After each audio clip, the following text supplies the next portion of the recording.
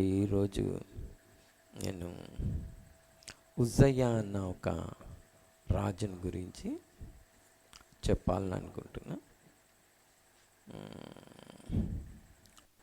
మరి ఈ రాజుని గురించి మనకి 2వ దినవృత్తాంతములు మరి 26వ అధ్యాయంలో ఈయన ఒక చరిత్రని మనం చూస్తూ ఉన్నాం. 26వ అధ్యాయమున 26వ అధ్యాయం. సో ఈయన మరి 16 ఏండ్లక రాజయ్యిండు. ఈయన 16 ఇయర్స్కి రాజయ్యిండు. మరి దాదాపు 52 సంవత్సరాలు ఈయన పరిపాలన చేసిండు. అంటే చాలా ఎక్కువ సంవత్సరాలు పరిపాలన చేసిండు ఈయన. సో ఈ రాజు మరి స్టార్టింగ్లో చాలా చక్కగా ఉన్నాడు. మరి దేవుని భయభక్తులు కలిగి ఉన్నాడు. సో తర్వాత మరి దేవుడు ఈయనకి చాలా సక్సెస్ ఇచ్చినట్టు చూస్తూ ఉన్నాము. మరి ఈయన ఒక ప్రఖ్యాతి చుట్టుపక్కల ఉన్న దేశాలన్నిటికీ కూడా పాకింది. ఈవెన్ ఐగుప్తు వరకు కూడా ఈయన ఒక ప్రఖ్యాతి అనేది ప్రాకినట్టు మనము చూస్తూ ఉన్నాము.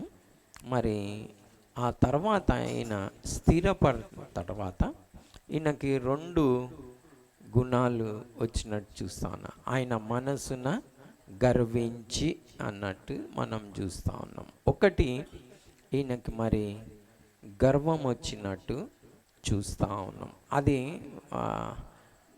ఆ వచనం చేద్దామా ఒకసారి? తెలుగులో ఎలా ఉందా? 26:16 ఒకసారి చేస్తారా? 2వ దినవృత్తాంతములు 26వ అధ్యాయం. అతడు స్థిరపడిన తర్వాత అతడు మనస్సున గర్వించి చెడిపోయాను. అతను మనస్సున గర్వించి చెడిపోయాను అన్నట్టు మనము చూస్తూ ఉన్నాం. చూడండి, మనం కూడా కేర్ఫుల్గా ఉండాలి. స్థిరపడ్డ తర్వాత మరి ఇతను మనసున గర్వించి చెడిపోయినట్టు చూస్తూ ఉన్నాం. చెడిపోయి ఏం చేసిండంటే, దేవుడు ఇతనికి రాజ్యం ఇచ్చిన దాంట్లో సక్సెస్ ఇచ్చిన దాంట్లో తృప్తి పడకుండా మరి ఈయన ఏం చేసిండంటే దేవుని మందిరంలో మరి ధూపం వేయాలని ఆ పని కూడా చెయ్యాలనుకున్నాడు. సో దేవుని మందిరంలో ధూపం వేయడానికి వెళ్ళి మరి అక్కడ ఉన్న యాజకులు, ఇది యాజకులు మాత్రమే వేయాలి, మరి వేరే వాళ్ళు ఇవ్వడానికి ధూపం వేయడానికి వీల్లేదు అని చెప్పినప్పుడు ఈయన మరి ఆ యాజకుల మీద రౌద్రుడైనట్టు చూస్తూ ఉన్నాం. ఆ మాట కూడా మనం చూద్దాం. ఆ వర్డ్ యూజ్ చేయబడ్డది చూద్దాం మనం. ఎన్నో వచనం అది? 19. ఓకే, 22:19. ఉజ్జియా ధూపం వేయుటకు ధూపార్తిని చేత పట్టుకొని రౌద్రుడై యాజకుల మీద కోపము చూపెను. రౌద్రుడై కోపము చూపెను. రౌద్రుడై అంటే రౌద్రుడు అంటే నేను ఇది కోపం కంటే జర మించిన పని అనుకుంటున్నా. రౌద్రుడై కోపం చూపాను అంటే తట్టుకోలేకపోయాను. చాలా ఎక్స్ట్రాడినరీ కోపం వచ్చింది నాకు. రౌద్రుడై, కొందరు కోపం లెవెల్స్ అట్లుంటాయి. రౌద్రుడైపోతాడు, జర ఎక్కువ లెవెల్కి పోతుంది. సో రౌద్రుడై యాజకుల మీద కోపగించి ఏం చేసిండు, ఆ మాట వినుట పోయి అలాగనే మరి ముందుకు వెళ్ళిండేద్దామని. కానీ మరి యాజకులు చూసినప్పుడు వాళ్ళ మీద రాద్రుడైంది కాబట్టి నొసటున ఈయనకి కుష్ఠం వచ్చినట్టు చూస్తూ ఉన్నాం. మనం ఆ మాట కూడా చూస్తాం మనం. ఓకే,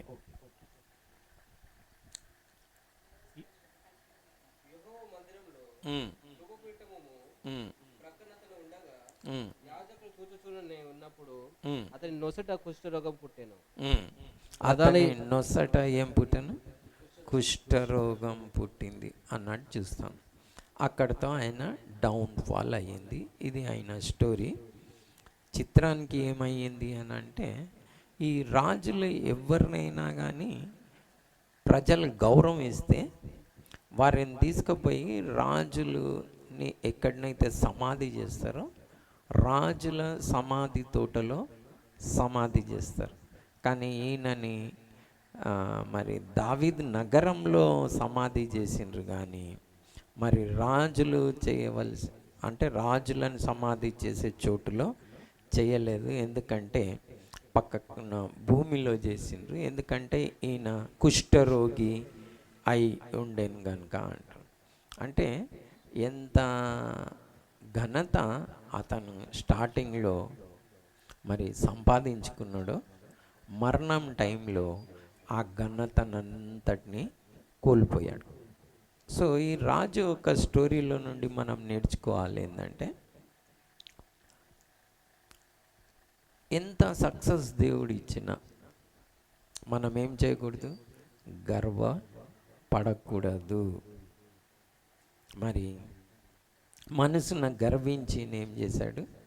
మరి ధూపం వేయాలనుకున్నాడు సక్సెస్ని బట్టి. సో మీరు చాలా జాగ్రత్తగా మరి ఏ దాంట్లోనైనా దేవుడు మీకు సక్సెస్ ఇస్తే గర్వపడకూడదు, నేర్చుకోవాలి. గర్వపడితే ఏమొస్తుంది? నాశనంకి ముందు గర్వం వస్తుంది. సో గర్వం రానియకూడదు.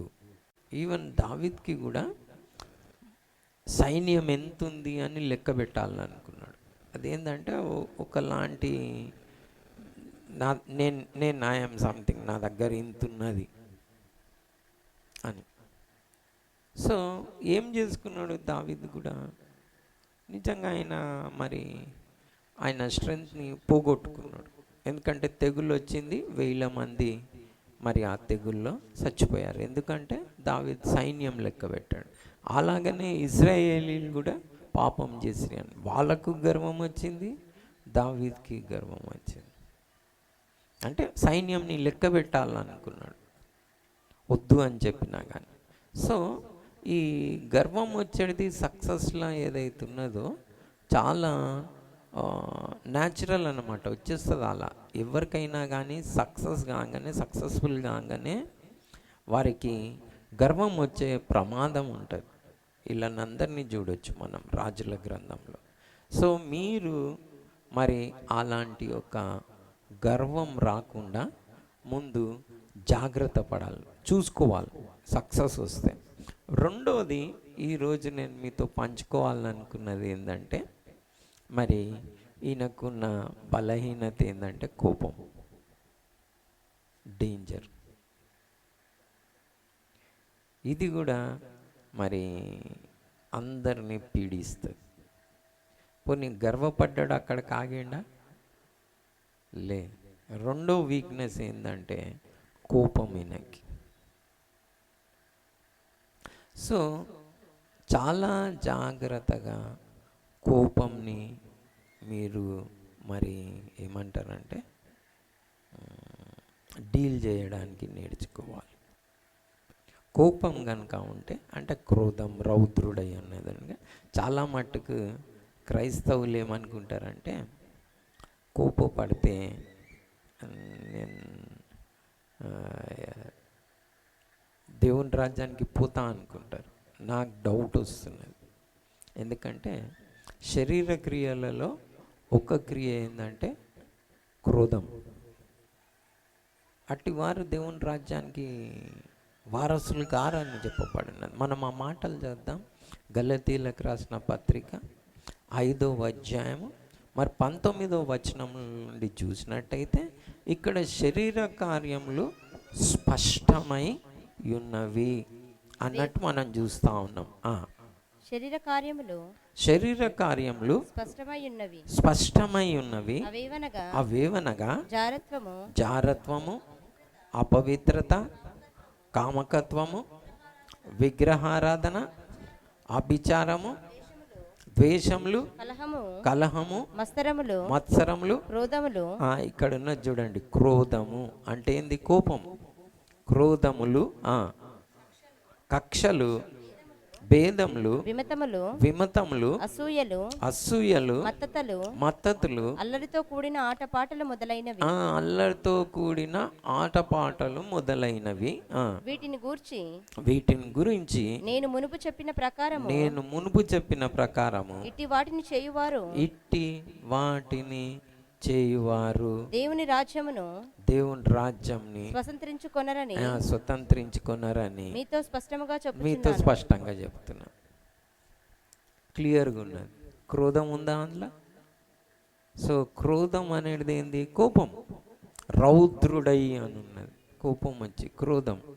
సో క్రోధములు కనుక మనం అణచివేయకపోతే, జయించకపోతే పరలోక రాజ్యానికి పోము అన్నది విషయం మనం తెలుసుకోవాలి.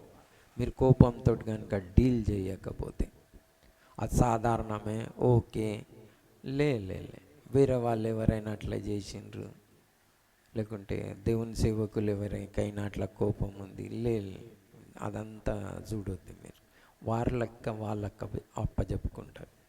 కానీ మీరు కోపంతో, మరి గర్వంతో కుష్టం తెచ్చుకోవద్దు. ప్లస్ ఈ కుష్టం అనే దానికి నేను ఒక మాట చెప్పాలి. కుష్టం అంటే దానిని ఏమవుతుందో తెలుసా మీకు? కుష్ఠరోగం అంటే దానికి ఉన్న సిమ్టమ్స్ ఏవో తెలుసా? ఆ చర్మం మీద వస్తుంది. చెప్పప్ప. సెన్సేషన్ ఉండదు. అదే సెన్సేషన్ పోతుంది, స్పర్శ పోతుంది. సూదిస్ గుచ్చినా కానీ వాళ్ళకి స్పర్శ ఉండదు.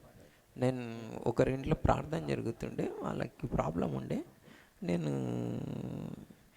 ఈ వేళ్ళన్నీ తినేస్తుండే. ఏంది ఇట్లా తింటున్నాయి నీకు అని నేను ఆయన అడిగితే ఆయన చెప్పిండు, వాళ్ళ ఇంట్లో ఎలుకలు ఉంటుండే. ఎలుకలు తినేసినా కానీ నేను చూసిన ఆ వ్యక్తిగతంగా చాలా దినాలు చూసిన. అంటే 1-2 సంవత్సరాలు వాళ్ళ ఇంట్లో ప్రార్థన జరుగుతుండే. తిన్నా కానీ స్పర్శ ఉండదు. అంటే సెన్స్లే. ఎందుకు చెప్పినా నేను ఈ కోపంకి సెన్స్కి సంబంధం? ఈ కోపం వచ్చిన వాళ్ళకి కూడా ఆల్మోస్ట్ సెన్స్ పోతుంది. అంటే దాన్ని నా భాషలో చెప్పాలంటే నాన్ సెన్స్ అయిపోతారు. సెన్స్ పోతుంది కాబట్టి ఏమవుతారు? నాన్ సెన్స్ అయిపోతారు. Non sense. వాళ్ళకి ఏం చేస్తున్నారో తెలియదు కోపంలో. సో ఈ కుష్టంకి కోపంకి లింక్ జర నాకు సంబంధం కనిపిస్తుంది. మీకు కూడా కోపం వస్తే మీరు కూడా పరీక్షించుకోవచ్చు, సెన్స్ ఏదైనా అట్లా కోపంని గురించి ఒక్క డిక్షనరీలో మీనింగ్ ఏముంటుంది అంటే మూమెంటరీ మ్యాడ్నెస్ అంటారు. మూమెంటరీ మ్యాడ్నెస్ అంటే ఆ క్షణానికి వచ్చే వెర్రితనం. మూమెంటరీ, ఆ పిచ్చి మూమెంటరీ మ్యాడ్నెస్ అంటారు కోపంని వర్ణించడానికి. ఎందుకంటే ఆ క్షణంలో ఏం చేస్తున్నారో వాళ్ళకి తెలియదు, పిచ్చి పనులు చేసేస్తారు.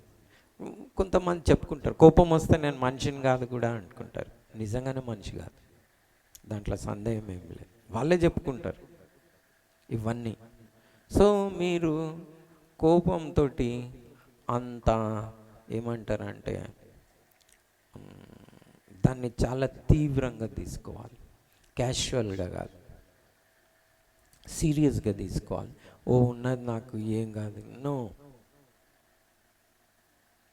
సో నేను ఏం చేస్తానంటే, ఈయన జీవితం మంచి జీవితం ఉజ్జయ్యాది, అలా ఎండుగాడానికి కారణం ఏంది?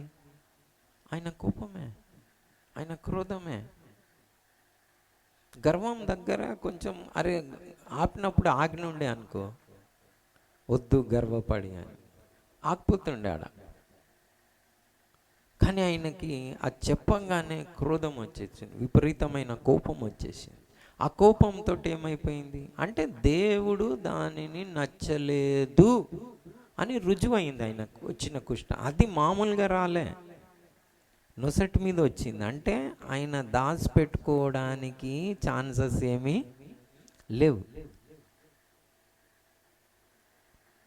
చూడండి, ఎంత చక్కటి పదవి నుంచి, ఎంత సక్సెస్ నుంచి ఆ స్టేట్కి వచ్చాడు, ఆ స్థాయికి వచ్చాడు. ఆ సమాధి కూడా ఆయనని రాజులు సమాధి చేసే తోటలో పెట్టలే ఆయనని. ఎందుకంటే వారు కుష్ఠరోగం వస్తే వారిని సపరేట్గా పెడతారన్నమాట. అట్లా ఈయన ఒక సమాధి కార్యక్రమం కూడా అలా జరిగింది. ఎంత దీనికి అంతటికి కారణం ఏంది? కోపం. సో జనరల్గా ఈ కోపంని గురించి ఏం చేస్తారంటే, సాతాను కూడా యేసుక్రీస్తు ప్రభుని శోధించేటప్పుడు ఏం చేసింది? ఎక్కడి నుంచో చెప్పిందా? దేవుని వాక్యంలో నుండే చెప్పింది, వాక్యాలే చెప్పింది కదా, కానీ సగం చెప్పింది. ఓకేనా? సో మీరు జాగ్రత్తగా ఉండాలి. సో ఏమంటారంటే కోపపడుడి కానీ పాపం చేయకండి. సో మనం కోపపడవచ్చు, నో డౌట్. కానీ ఈ కోపంని గురించి మనం చక్కగా అర్థం చేసుకోవాలంటే, ఏదైనా మీకు బైబిల్లో ఏదైనా అర్థం కాకపోతే సువార్తలు చదవాలి, యేసుక్రీస్తు ప్రభు ఒక జీవిత చరిత్రను చదవాలి, ఆయన చెప్పిన మాటలని మీరు వినాలి. ఏ డాక్ట్రిన్ అర్థం అంటే సువార్తలు కనుక చదివితే మీరు యేసుక్రీస్తు ప్రభు సువార్తలు చదివి యేసుక్రీస్తు ప్రభు ఒక మాటలు గంట గాయకుంటే, నా లెక్క ప్రకారం తీర్పు దినంన మీకు 95 మార్కులని వస్తుండొచ్చు.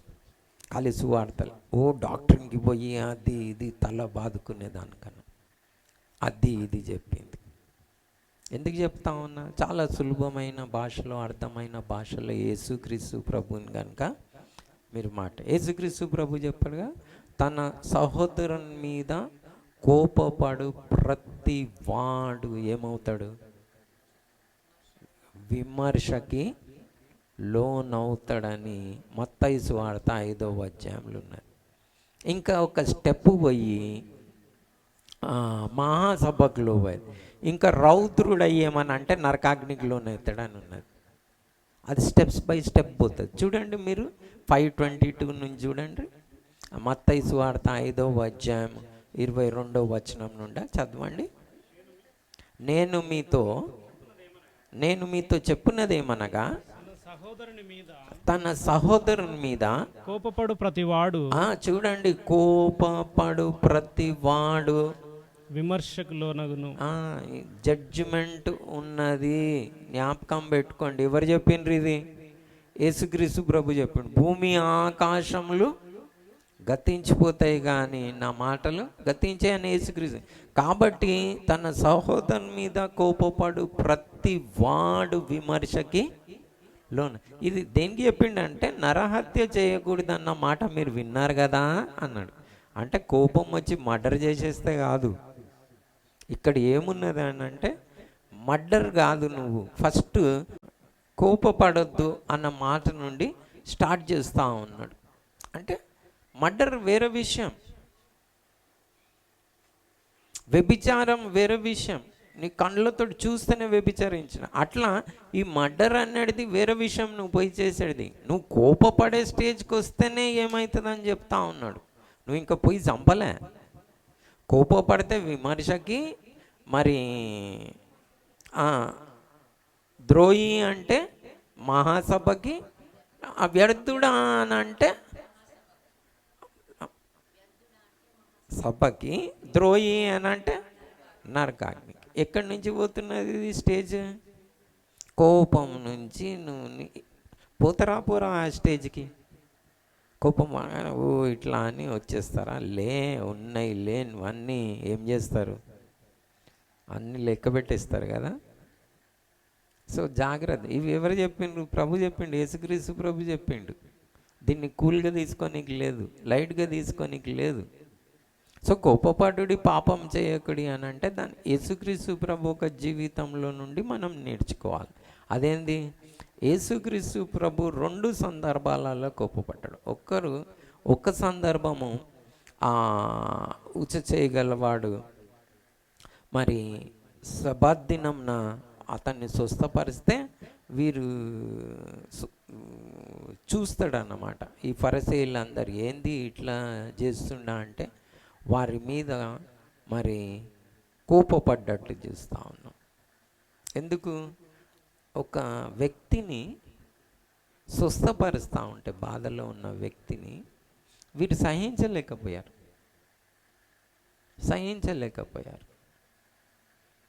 అది సబాత్ దినంన స్వస్థపరచుటకైనా ఏదైనా మంచి పని చేయుటకైనా ఏమైనా పర్మిషన్ ఉందా అంటే ప్రభు అప్పుడు చెప్తాడు, అయినా మంచి పని చేయవచ్చు.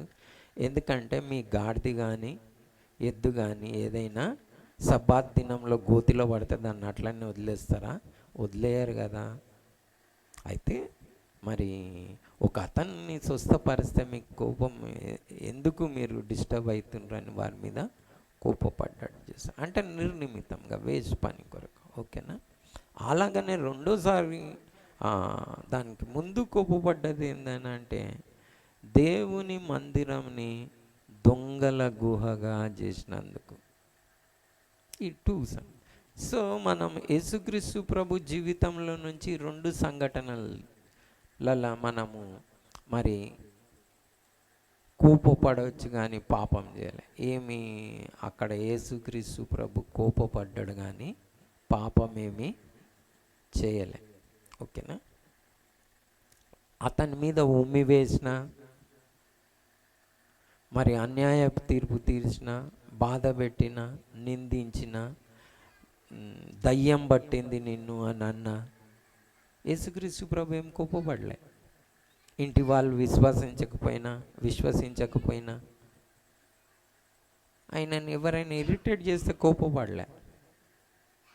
సో మీరు కోపపడుడి పాపం చేయకుడి అని అంటే ఈ యొక్క విషయాన్ని నేర్చుకోవాలి. యేసుక్రీస్తు ప్రభు జీవితంలో నుంచి ఈ విషయాలను నేర్చుకొని జాగ్రత్తగా ఉండి, దాని కింద వరుస ఏముంటుందంటే అపవాదికి చోటు ఇవ్వకండి. సో చాలా మట్టుకు కోపపడ్డప్పుడు మనం అపవాదికి చోటు ఇచ్చే అవకాశం ఉంటుంది.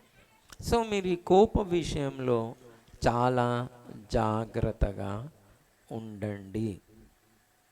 మీరు కోపపడుడి పాపం చేయకుడి అంటే మీరు ఏదో చేసేస్తున్నా అనుకోండి, చాలా మట్టుకు అలా ఉండదు. సో ఈ రాజు జీవితంలో నుండి కోపంని గురించి మరి ఎలాగనైతే ఆయన ఒక సక్సెస్ని ఆయన మరి అలా కోపం వలన తను కుష్ఠరోగం తెచ్చుకుండో, మీరు కూడా అలాంటివి చేసి. అంతేకాదు, ఈ కోపం అనేది మామూలు విషయం కాదు. ఈ గొప్ప ప్రవక్త ఉన్నాడు కదా మోషే ప్రవక్తకు కూడా ప్రాబ్లమ్స్ ఉంటాయి. సో మనం ఎక్కడ ఈ మోషేకి కూడా ఏమవుతుందంటే మరి కొన్నిసార్లు దేవునికి అడ్వైజ్ ఇచ్చి చెడిపోతాం. ఎవరికి అడ్వైజ్ ఇచ్చి? దేవునికి. మీరు కూడా ప్రార్థనలో దేవునికి అడ్వైజ్ ఇవ్వకండి. అడ్వైజ్ నేను షార్ట్ ఫామ్లో ప్రార్థన అంటే నేను చెప్పాలంటే అడ్వైజ్ తీసుకోవడం ప్రార్థన, అడ్వైజ్ ఇవ్వడం ప్రార్థన కాదు. ఏంది? అడ్వైజ్ తీసుకోవడము ప్రార్థన, అడ్వైజ్ ఇవ్వడం ప్రార్థన కాదు. మీరు ఈ మాటనికి మీకు ఎంత అర్థమైందో తెలియదు, ఇంకా కొంచెం డీటెయిల్. మీరు ప్రార్థన చేస్తే దేవునికి అడ్వైజ్ ఇస్తారా లేకుంటే అడ్వైజ్ తీసుకుంటారా? ప్రభువా ఇట్లా చెయ్యి, నేను పోతున్నా, ఆయనతో మాట్లాడు, అట్లా ఏమైనా అడ్వైజ్ ఇస్తారా? ప్రభువా నేను ఏం చేయాలి, ఎప్పుడు పోవాలి, ఏ టైంకి పోవాలి అని అడుగుతారా? అడ్వైజ్ ఇస్తారా లేకుంటే అడ్వైజ్ తీసుకుంటారా? అడ్వైజ్ తీసుకునేవారు ఏం చేస్తారో తెలుసా? ప్రార్థనలో చాలా తక్కువ మాట్లాడతారు. ప్రభువా నువ్వు అడ్వైజ్ ఇయ్యి, నేను వింటా అని. అడ్వైజ్ ఇచ్చేవారు ఏం చేస్తారో తెలుసా? దేవుని మాట్లాడనియారు, అంత విలే అంత చెప్పి ఒక పెద్ద లిస్ట్ అంతా పెట్టి అది ఎట్లుంటుందంటే ఖాళీ పేపర్ మీద అన్నీ రాసేసి ప్రభువా నేను ఇది ప్రార్థన చేసినా కదా నువ్వు సంతకం పెట్టు అన్నట్టు ఉంటుంది. కానీ మనం ప్రార్థన చేస్తే ఎట్లా చేయాలి? మనం సంతకం పెట్టేయాలి. ప్రభువా నువ్వేం రాస్తావో రాయి అనాలి. ఆమెన్. ప్రార్థన అట్లా చేస్తలేరు. ప్రభు చెప్పిన మాటలు, మీ మాటలు కొద్దిగా ఉండాలన్నది పాటిస్తలేదు. వీళ్ళది అన్ని కమాండ్స్ ఉంటాయి. అన్నీ ప్రభు అది చెయ్యి, చేసేసేయి, అది చేసేసేయి, ఇది చేసేయి. మీరు జాగ్రత్తగా ఉండండి. అడ్వైస్ దేవుని నుండి తీసుకోవాలి, కానీ దేవునికి ఎవరైనా అడ్వైస్ ఇస్తారా? ఎవరైనా చెప్పండి. అట్లా మోషే గారు ఏం చేసిందంటే, ప్రభు అన్నాడు వద్దు, ఇది మెడవంచని జనాంగము అంటే, లే ప్రభు ఐగుప్తులు ఏమనుకుంటారు అని ఈయన ఏం చేసిండు, దేవునికి అడ్వైజ్ ఇచ్చిండు. అడ్వైజ్ ఇచ్చిన తర్వాత ఏమైంది, వీళ్ళు సనగడం స్టార్ట్ చేసిండు. ఎవరు? ఇశ్రాయేలీయులు. ఈయన ఎట్లా అడ్వైజ్ ఇచ్చిండు? ఎంత కూర్చున్నాడు? 40 దినాలు కూర్చున్నాడు. ప్రభువా వారిని విడిచిపెడతావా లేకుంటే నన్ను చంపేస్తావా, నా జీవగ్రంథంలో నుంచి నా పేరు తీసే అంటాడు. మామూలుగా కూర్చోలే. ఎన్ని దినాలు కూర్చుండు? 40 దినాలు కూర్చున్నాడు. మీరు కూడా అట్లా కూర్చోగలరు. 40 days కూర్చుండు. ఏం చేసిండు? కూర్చొని తన ప్రాణానికే ముప్పు తెచ్చుకున్నాడు. అట్లా ప్రార్థన చేసి ఏం చేసిండ్రు, వీళ్ళు సనగంగానే వీళ్ళ మీద కోపం వచ్చి దేవుడు అంటాడు నీళ్ళు లేవని సనుగుతారు. మరి దేవుడు అంటాడు పొయ్యి ఆ బండతో మాట్లాడమంటాడు. ఈయన కోపం వచ్చి ఏం చేస్తాడు, సేమ్ ఇక్కడనే రావుతుడు, ద్రోహులారా అంటాడు. నిన్నెవరన్నమారని ప్రభు అక్కడ కోపం వచ్చి ఏం చేసిండు, ఇన్ని అద్భుతాలు చేసి తీసుకొచ్చిండా. కానీ నువ్వు అట్లా చేసినావు కాబట్టి కానానికి పోవు అంటాడు.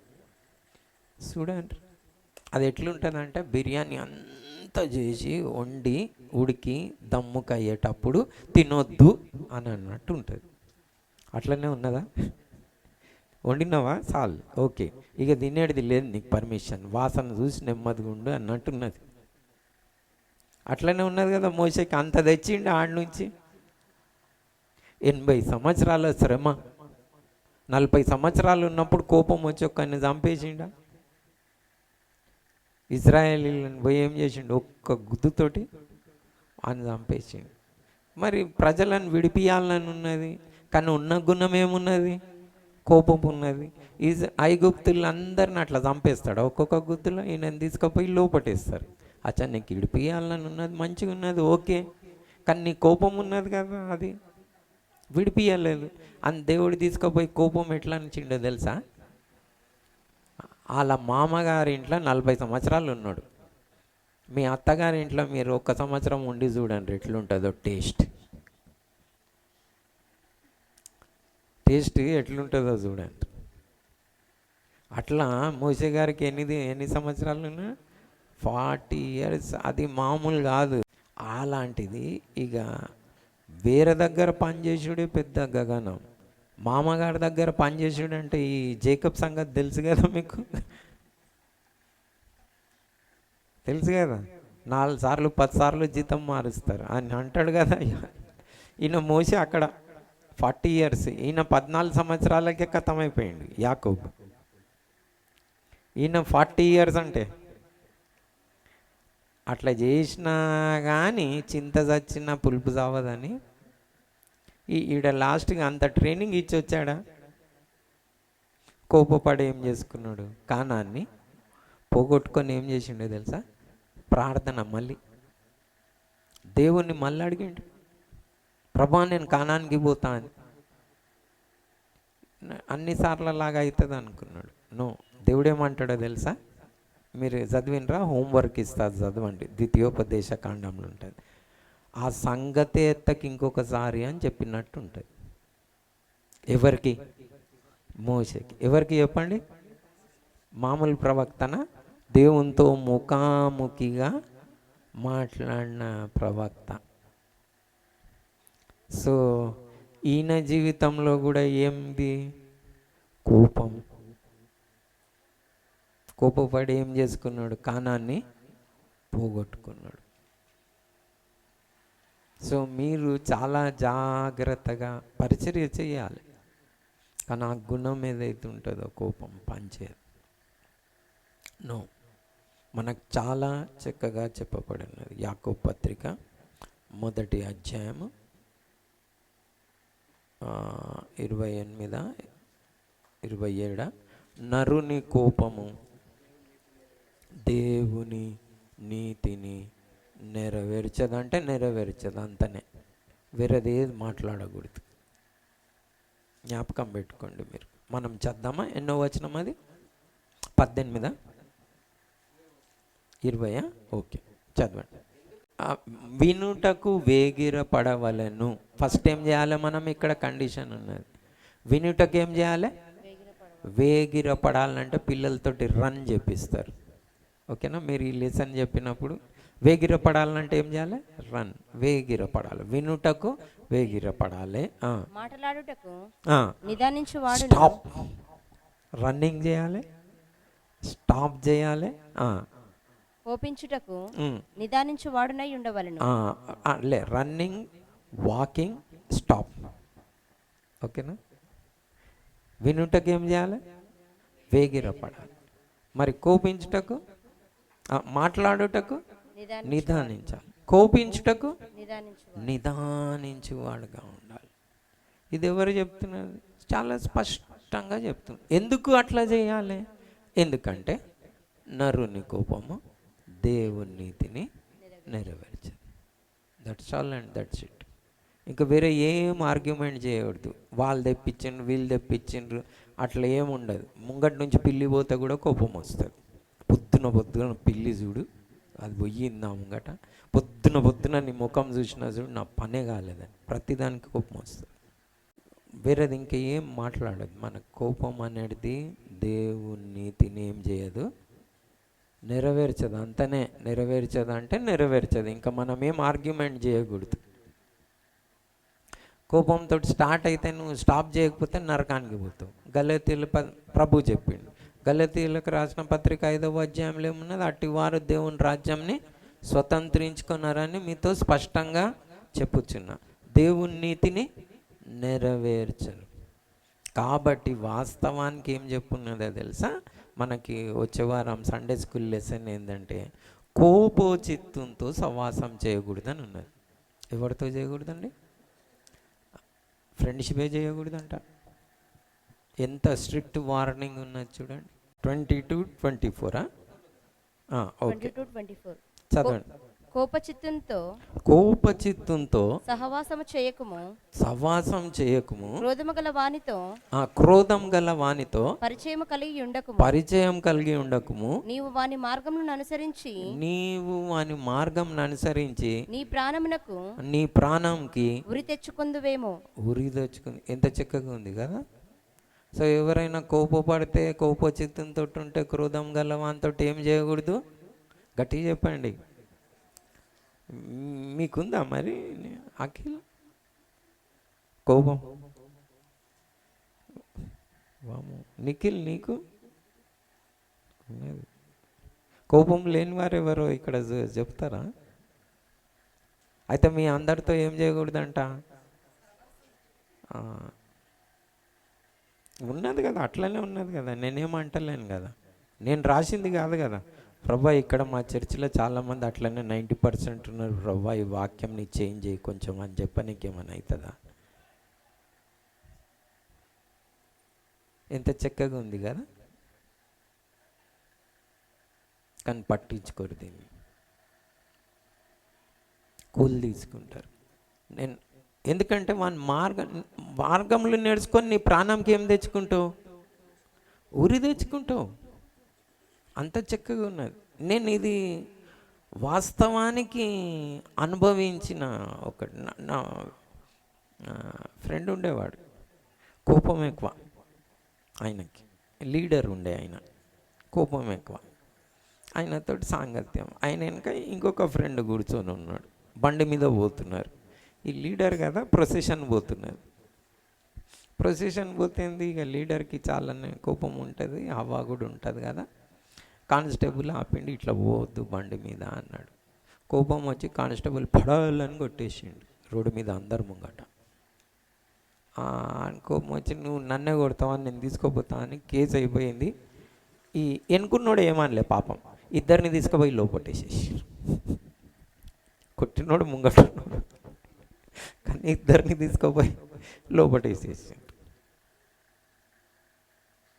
అంటే నేను ఎందుకు చెప్తున్నా, కోపచిత్తంతో అలాంటి ప్రాబ్లమ్స్ వస్తాయి. మీరు కూడా నేర్చుకుంటే అలాంటివి పోతే ప్రాబ్లమ్స్ కొని తెచ్చుకుంటారు. దేవుని వాక్యం ఏమైనా సెలవిస్తే దాన్ని చెయ్యాలి. ఈ సమర్థించుకుంటారు చూడండి, నిజంగా వాళ్ళకి తెలియలే, సత్యం తెలియదు వారికి. సో మీరు చాలా జాగ్రత్త కోపంతో. ఇంకా ఏం చెప్పబడి ఉన్నదంటే, కోపం మానము, వ్యసన పడకము, అది కీడుకే కారణం అని చెప్పబడి ఉన్నది. కీర్తనలు 37వ కీర్తన 5-6 వచనాలలో అట్లా ఉంటుందా? చదవండి. 8. కోపం మానుము, ఆగ్రహము విడిచిపెట్టుము. 37:8. కోపం మానుము అని ఉందా? చక్కగా ఉందా లేదా ఆడ? అయితే ఏం చేయాలి? మానాలు కానీ సాకులు చెప్తారా? సాకులు చెప్పొద్దు. కోపం మానుము, ఆగ్రహము విడిచిపెట్టుము, ఆగ్రహంని విడిచిపెట్టుము, వ్యసన పడకము, అది కీడుకే కారణము, అది కీడుకే కారణం. నీ జీవితంలో ఆశీర్వాదం రాదు, నెమ్మది రాదు, సమాధానం ఉండదు. నువ్వు ఇల్లు కొనుక్కుంటావు, కారు కొనుక్కుంటావు, ఏమైనా చేస్తావు, కానీ సమాధానం లేనిది ఆ ఇల్లు ఎందుకు, ఆ కారు ఎందుకు, ఆ డబ్బు ఎందుకు? నెమ్మది సమాధానం లేనిది. ఇంత చక్కగా చెప్పబడి ఉన్నదా? కోపం మానము, ఆగ్రహం విడిచిపెట్టుము, వ్యసన పడకము, కేవలము అది కీడుకే కారణము. ఎంత చక్కగా చెప్పబడి ఉన్నదండి. కానీ దీన్ని పట్టించుకోరు, తక్కువ ప్రస్తావన, దీని గురించి బోధ తక్కువ. మీరు మోసపోకండి. ప్లస్ మీకు ఒక మాట చెప్పి మనం ప్రార్థన చేసుకుందాం. ఈ కోపం కోపము ఒక దగ్గర సుఖ నివాసం చేస్తుంది. అంటే ఏసీలు, ఎండాకాలంలో ఏసీలు ఉన్నట్టు ఒకరి దగ్గర మంచిగా టెంట్ వేసుకొని కూర్చుంటుందంట. అంటే ఇంకా మంచి పక్కడబంది టెంట్ వేసుకొని పోనేపోదు వాళ్ళని. అంటే ఎవరి దగ్గర పక్కడబందిగా కూర్చుంటుందో తెలుసా? కోపము.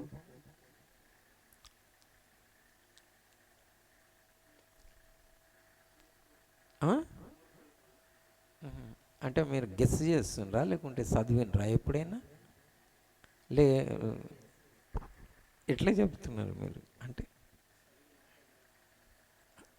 రైట్. మూర్ఖుల అంతరేంద్రియములో అంటే లోపట కోపం సుఖ నివాసం చేస్తుందంట. అంటే ఎవరైతే కోపం అనేది ఒక దయ్యం లాంటిది అనుకోండి. కోపం అనుకుందాం, ఒక బ్యాడ్ క్యారెక్టర్, అది చూస్తుందంట. ఎవరు ఫూల్ ఉన్నారు ఇక్కడ, అబ్బా నన్ను మంచోడు వైజ్ అయితే నన్ను ఇంట్లో ఉండనియాడు, ఫూల్ ఎవరు అని చూసి వాళ్ళ దగ్గర సుఖ నివాసం చేస్తుందంట. అంటే వాళ్ళ ఇంకా కోపం విడిచిపెట్టిపోదు వాళ్ళకి. ఎవరి దగ్గర నుంచి? ఫూల్ దగ్గరనే. ఆ 7:9 ఉందా చూడండి. ఎక్లీసియాసిస్ 10:4 7:9 కదా? రైట్, చదవండి.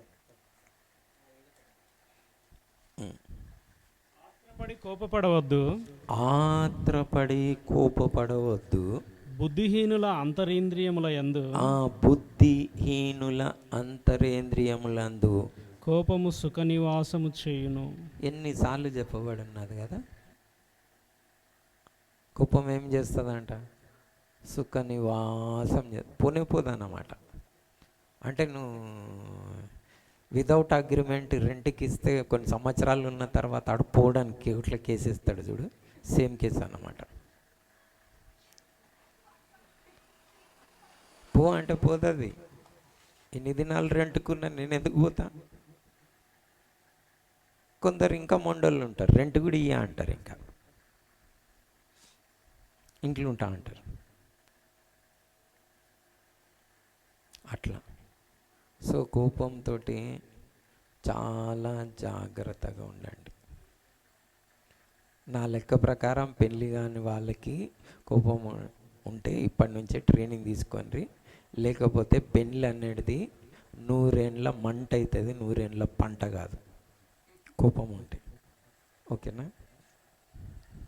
పెళ్ళి అంటే 100 ఏండ్ల పంట అని పాటలు ఉంటాయి, కాదు, 100 ఏండ్ల మంట అవుతుంది. ఓకేనా? అంత సాధారణంగా తప్పించుకోరు. సో ఇది నేను చెప్పేది ఏంది, దేవుని మీకు ఏదైనా డిఫరెంట్గా చెప్పినా 99.99% మీకు దేవుని వాక్యం చెప్పిన కదా, అర్థమైన భాషలు, వాక్యములు. ఇంకేమైనా కల్పితములు ఉన్నాయా? మోసపోకండి.